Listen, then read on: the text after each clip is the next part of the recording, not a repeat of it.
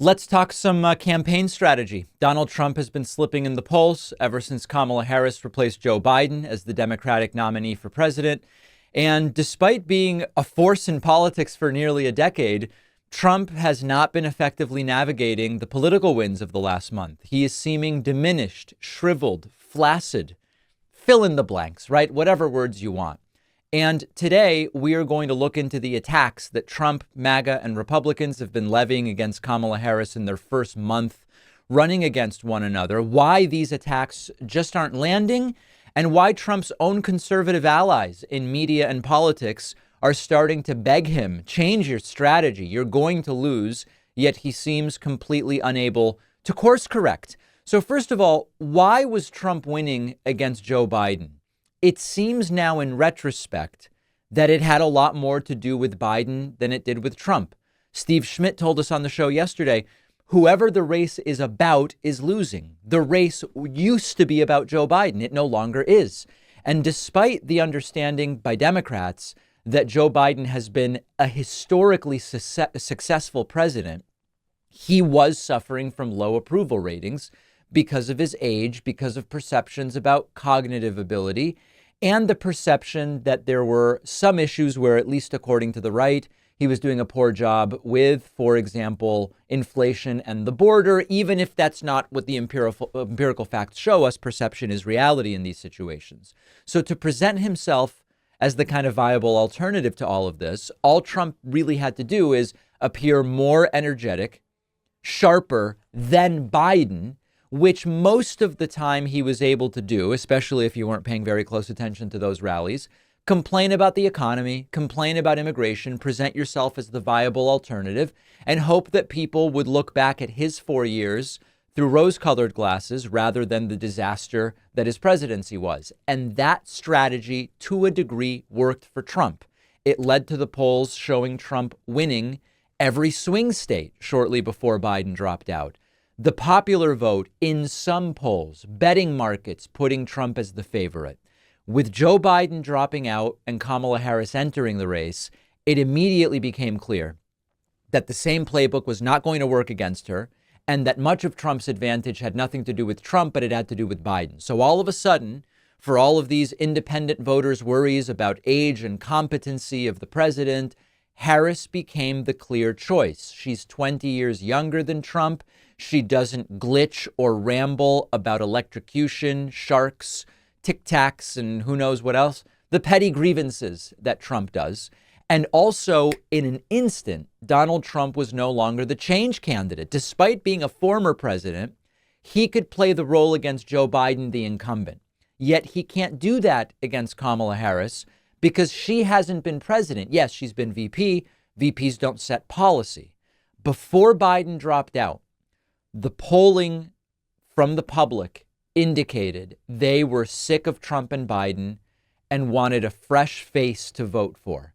That's what Kamala Harris has provided. And even going after Kamala Harris on the economy is not seeming particularly effective because now voters believe she would be better at handling the economy than Trump. There's a recent Financial Times poll which finds that Kamala Harris has a 1-point advantage over Trump when it comes to handling the economy, which is remarkable because Republicans just tend to win.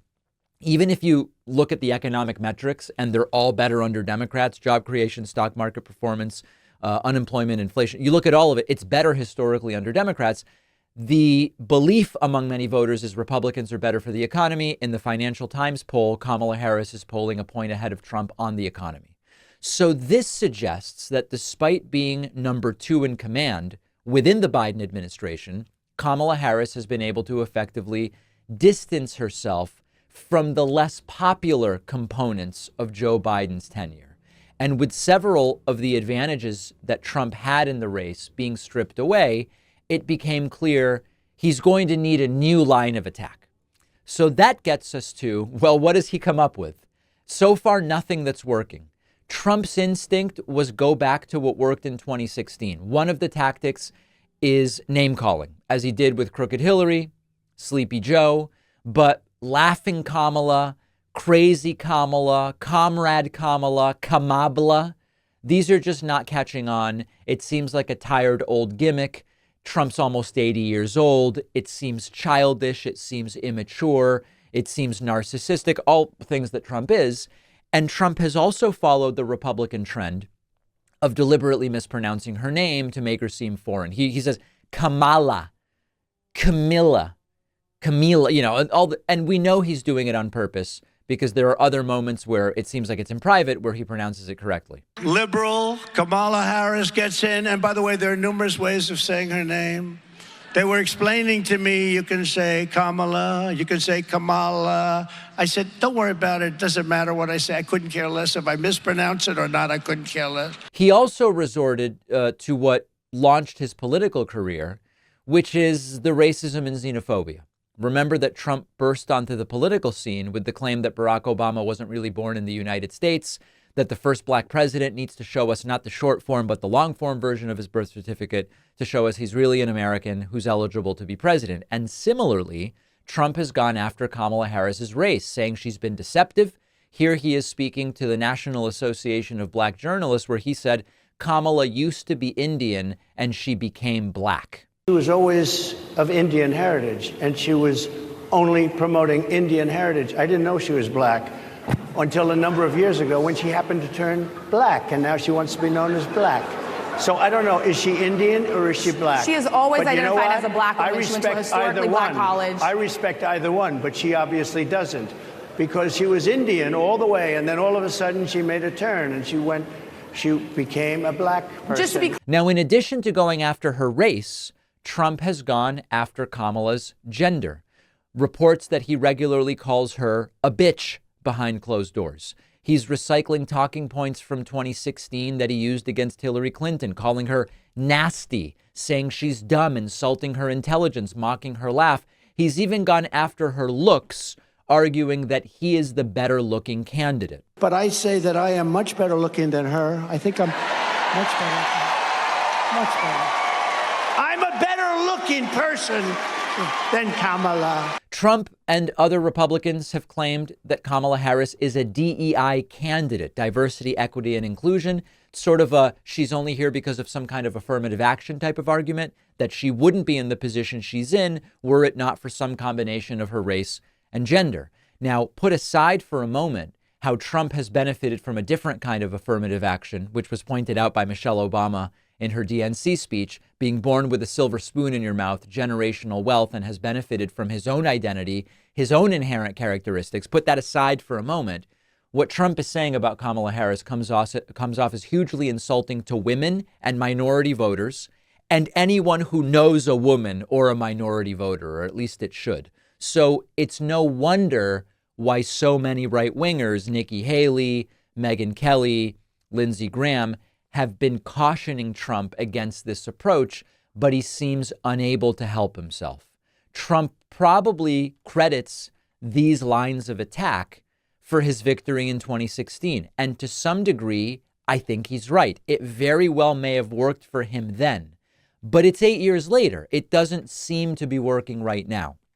And perhaps the biggest problem Trump faces is himself, because his own ego prevents him from being able to course correct. A normal, well-adjusted person would be able to see the way I'm attacking Kamala along racial lines, gender lines, intelligence lines. It's not working. I need to change my strategy, maybe try to focus on issues, maybe do what Tim Miller said, which is just like talk about how she's really far left, even though she's not. But Donald Trump can't bring himself to do that. He seems constitutionally unable. When he was asked by a reporter why he keeps attacking Kamala on personal grounds, he said it's because he feels he's entitled to do it. I think I'm entitled to personal attacks. I don't have a lot of respect for her. I don't have a lot of respect for her intelligence.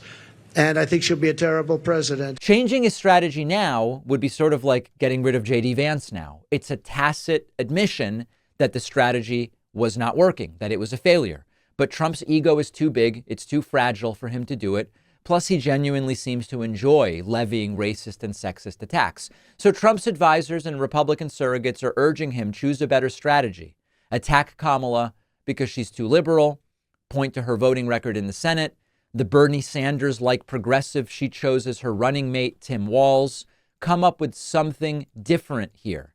We had, again, when Tim Miller, a Republican strategist, was on the show recently, he said that that's what would give Trump and Republicans the best shot at winning. Paint Kamala as a radical who is just too far left. But Trump has not been doing this effectively because these very same fear-mongering claims and predictions that he's made about Kamala, he used to make about Hillary Clinton. He used to make about Joe Biden. So it just sounds like more of the same. If Biden wins, we'll have a 1929 style crash. We didn't. But stock market's doing great. If Kamala wins, we'll have a 1929 style crash. Well, what was that thing Bush said? Fool me once, you can't get fooled again, something like that. Trump also seems unwilling or uninterested in delving into policy specifics, which would be necessary to engage in this line of policy attack. Another issue Trump's had is that he's been getting sidetracked with things that really aren't important to the election outcome. He's worried about holding rallies at venues that Kamala Harris went to or plans to go to in order to compare crowd sizes. And he's increasingly terrified that her crowd sizes are dwarfing his. He's panicking over TV ratings that we are seeing around the DNC and Kamala Harris's DNC acceptance speech. So this just confirms Trump's eye is not on the ball. As far as the next president, it doesn't really depend on who has the biggest crowd or the biggest ratings during the convention speech. It's who brings out the most voters, particularly in key battleground states before Election Day. And all of this, coming full circle, explains why Trump is fumbling around right now. He's free falling in the polls.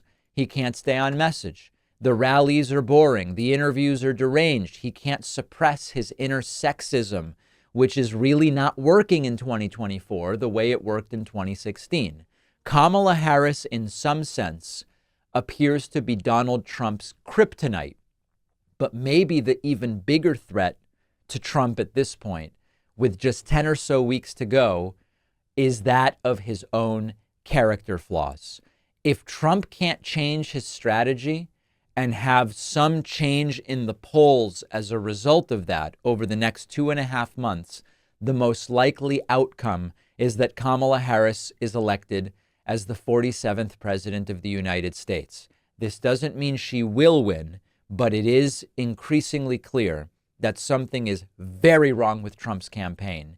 And unless he really has a good plan to steal it, which he tried to do in 2020, so this is not just hyperbole, he may just be counting on, I don't really need to win in the real way because I've got a good plan to steal it. Unless that's his plan, unless he's able to turn it around, he's going to lose, assuming we all vote.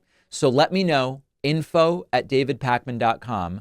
Where do you see Trump's campaign failing and what should he be doing to get a better shot at this? He's running out of time. That's the really critical part.